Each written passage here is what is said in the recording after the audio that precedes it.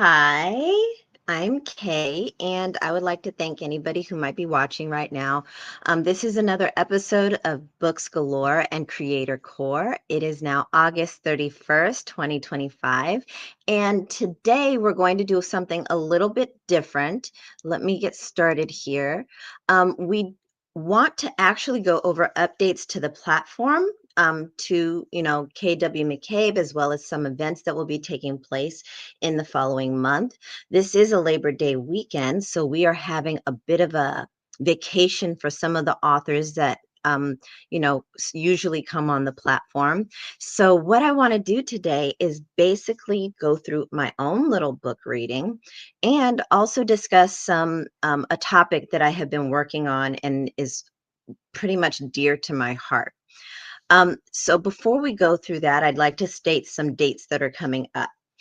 Next week on the 7th, we are going to be having two authors join us, amazing authors. We'll do some readings of their work and showcase some of the projects that they have previously worked on. So that's going to be exciting. And on the 14th, we're going to have another author. Jen will rejoin us and basically tell everyone about her projects and refresh the audience just before we get started on the Creator Carnival event the following week of the 21st. So that's going to be super exciting. The 21st, we're going to have some amazing authors come in and showcase their talent. So please make sure that you're going to be available to watch that. And as for now, what I would like to do is I want to do a short reading just of the book, The Dragon's Call. And after that, I want to go through the topic that I have in mind for today. So here we are. If you take a look, this book is called The Dragon's Call. It's the book that I wrote in 2012. It's very dear to my heart, and I'm going to read an excerpt. And then after we have read and done the topic, we're going to restate the upcoming events with the authors in the month of September. But here it is. And unfortunately, I don't have a voice as melodic as our previous author who came to visit us last week, K.A. Masterson, but I will do my best. So, the Recollections of Todd Burns, Anno Draconis, March 20th, 23. I recall everything now. The memory is clear in this instant, the dire past meeting the equally painful present. My immunity to Dragonkind's call gave me the ability to lead my men. It helped for a while. It didn't in the end, though. A dozen of them caught us unawares in the night. One or two was always horrible enough, but a dozen was instant death. They slaughtered my men, every last one of them. When at length I was the last one screaming imprecations and firing weapons whose ammunition bounced impotently off their magical hides, they came for me. I find it hard to remember this part. I stood my ground and thought I would die like my men had. I would die with them, an honorable death. Such a death was not to be. One of them, brilliant Citrine, landed in front of me and said, "We cannot break our oath. You are kin. We will not be forsworn." Then he took me to their queen. There is something nightmarish in seeing something beautiful and terrifying in one form become something beautiful and just as terrifying in a form which is too much like one's own. She took my leg. And while I laid there, barely conscious, with blood pooling around me, I thought I heard her say, "I would not have credited it if I had not seen you myself, but you are kin and very lucky to be so." Then all went black.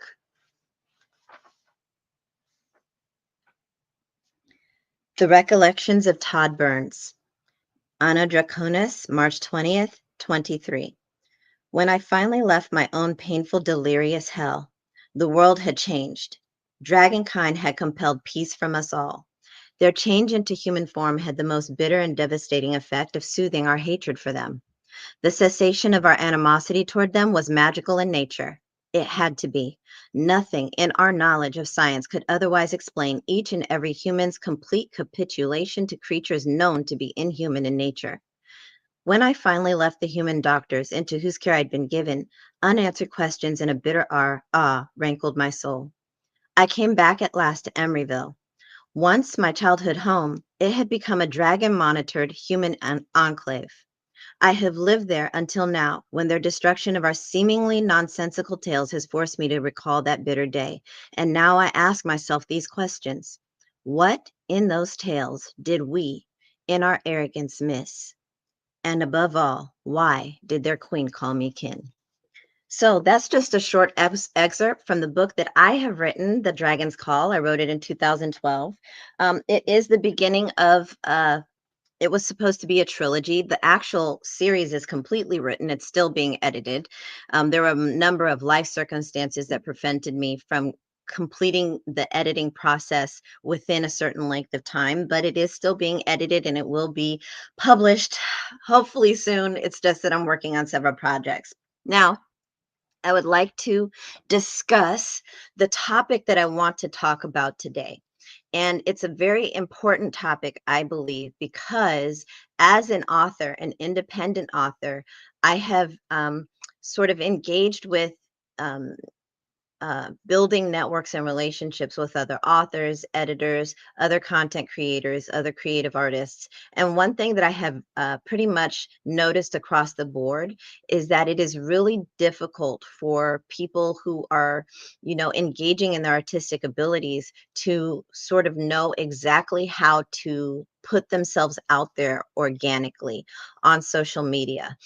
Some people have social media platforms. They might be on Instagram, they might be on YouTube, they might be on TikTok, they might even be on Facebook, but they really don't know how to build a network. They really don't know how to organically advertise themselves without, spending tons and tons of money.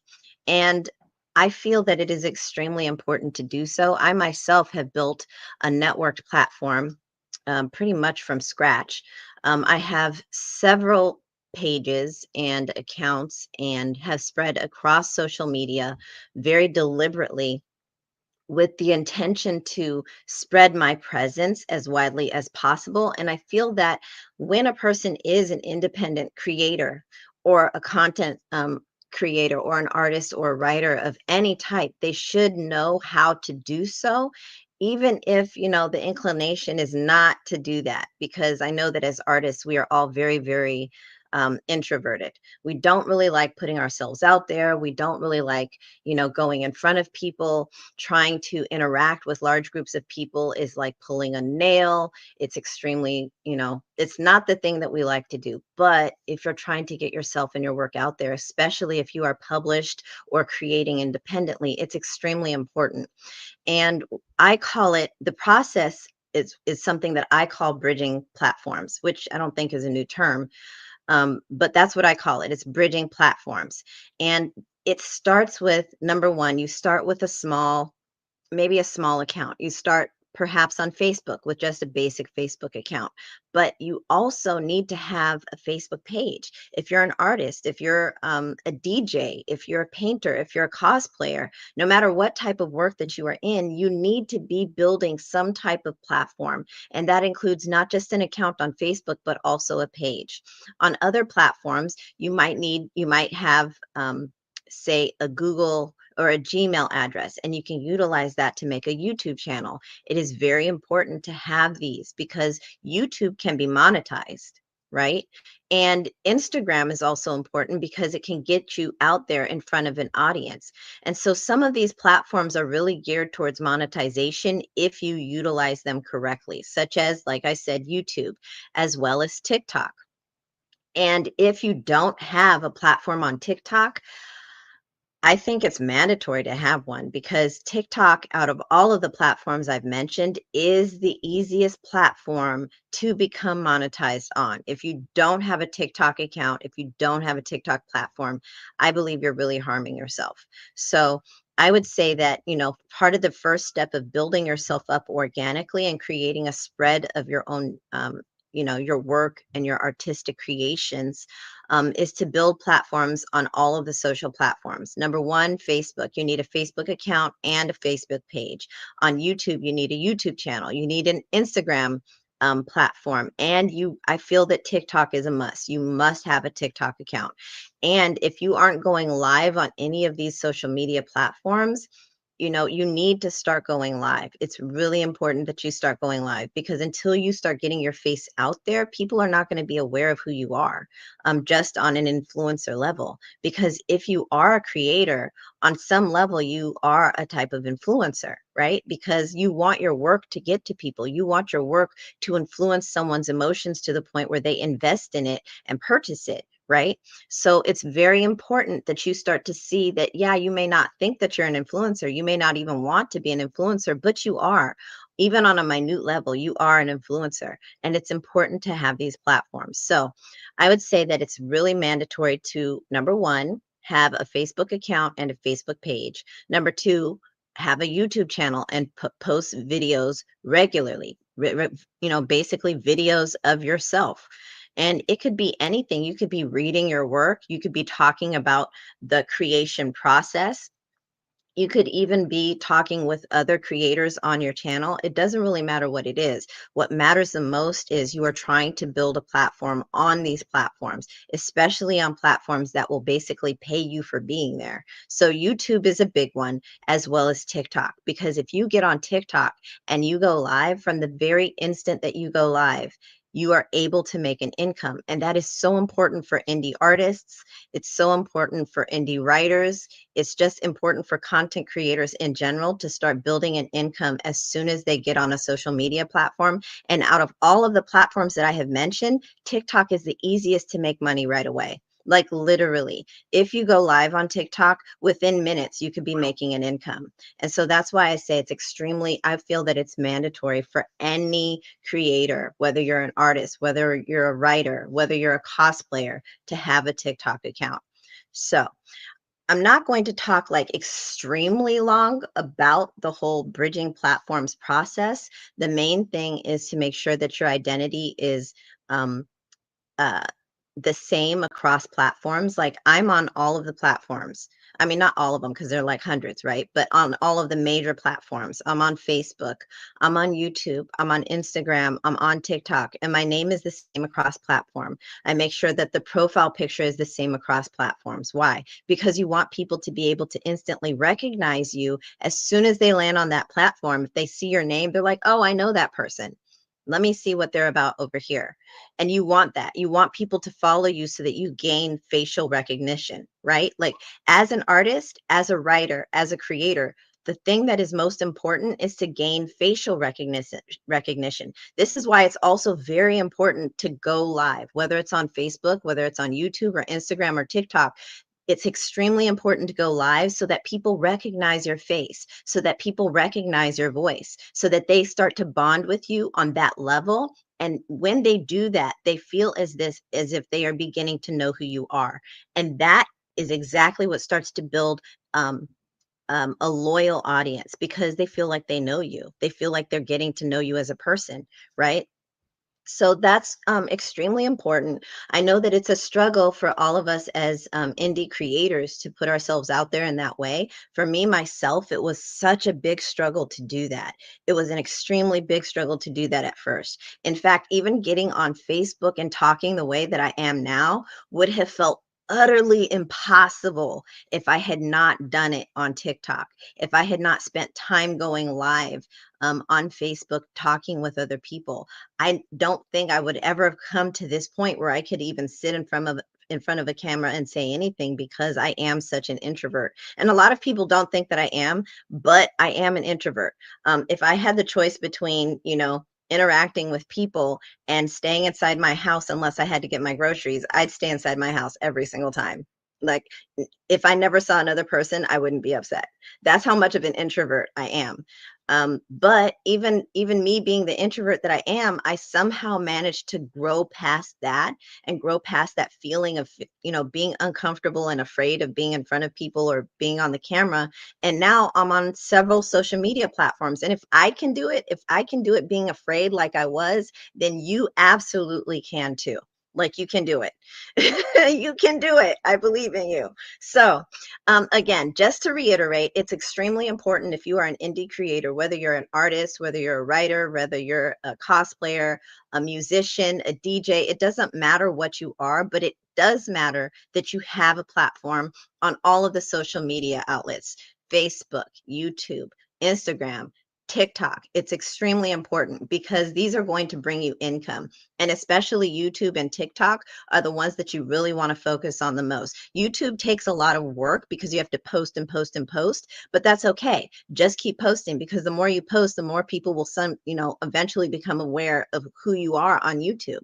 Now, TikTok, I would say, again, is the easiest. Excuse me, is the easiest because as soon as you go live, you can make money. And I feel that it's extremely important, if you are an indie creator, to start making some type of an income immediate, like as quickly as possible, to start funding your process, because creating things is not easy. It takes emotional strength. It takes emotional investment, right? It takes psychological investment, and it takes physical investment and time and energy, right? So if you could in any way gain some of that back, redeem some of that back by, receiving some type of income while you are showcasing your work, I feel like it would be harming yourself not to do that. So definitely TikTok, when it comes to gaining an income right away, is number one. Then YouTube, and then of course Facebook and Instagram is extremely important to be on as well. So that is sort of my tiny little talk about why it's important to bridge platforms today. We are going to, again, I want to make sure that everybody knows that within the next couple weeks, we're going to be having several events. Next week, we are going to be having two authors, like I stated. Then we're going to be having Author Gem Plaza the following week. And then the third week of September, which is the 21st, we're going to be having the Creator Carnival. Again, it's the bi-monthly event. We have it every 2 months here on the page, so on Case Collab Corner. So I hope that everybody will definitely try to keep an eye out for that and join in and participate. And I just want to thank anybody who might have been involved in watching today.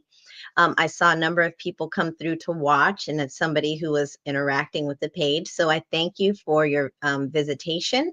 I thank you for your support.